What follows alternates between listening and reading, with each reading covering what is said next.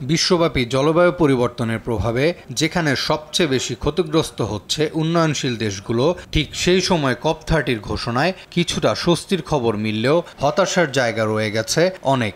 নির্ধারিত সময় পেরিয়ে টানা 12 ঘন্টা আলোচনার পর শনিবার সকালে যে চুক্তি ঘোষণা করা হয় সেখানে দরিদ্র দেশগুলোর জন্য তহবিল 3 গুণ বাড়ানোর প্রতিশ্রুতি দেওয়া হয়েছে। তবে বৈশ্বিক উষ্ণতা বৃদ্ধির প্রধান কারণ জীবাশ্ম জ্বালানি নিয়ে কোনো বাধ্যতামূলক সিদ্ধান্ত চুক্তিতে উল্লেখ নেই। শুধু ভবিষ্যতে ধীরে ধীরে ব্যবহার কমানোর বিষয়ে আলোচনার প্রস্তাব রাখা হয়েছে। এতে ক্ষুব্ধ পরিবেশবাদী সংগঠনগুলো এবং আয়োজক দেশ ব্রাজিল। কারণ চূড়ান্ত ঘোষণায় বন নিধন বন্ধের কোনো স্পষ্ট পরিকল্পনা নেই। যে ইস্যুকে সামনে রেখেই এবার অ্যামাজনের বেলেম শহরে সম্মেলন আয়োজন করা হয়েছিল।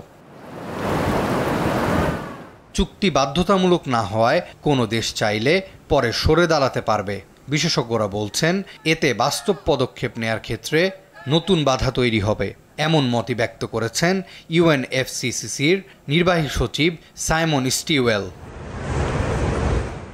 চুক্তির বিভিন্ন বিষয় নিয়ে বহু দেশের মধ্যে মতবিরোধ ছিল। যুক্তরাজ্য ও ইউরোপীয় ইউনিয়ন জীবাশ্ম জ্বালানির বিরুদ্ধে শক্ত অবস্থানের পক্ষে ছিল।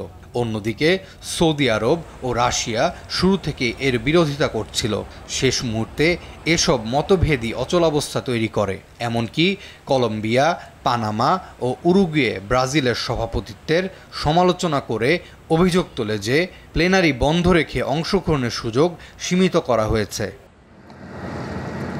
তবে শেষ পর্যন্ত ইউরোপীয় ইউনিয়ন সহ সব দেশই চুক্তিতে সম্মতি দেয়, যদিও তারা স্পষ্ট জানায় এই চুক্তি তাদের প্রত্যাশা পূরণ করতে পারেনি। তবুও ব্রাজিল আশা করছে এই ঐকমত্য ভবিষ্যতে জলবায়ু মোকাবেলায় বৈশ্বিক সমন্বয়কে আরও শক্তিশালী করবে।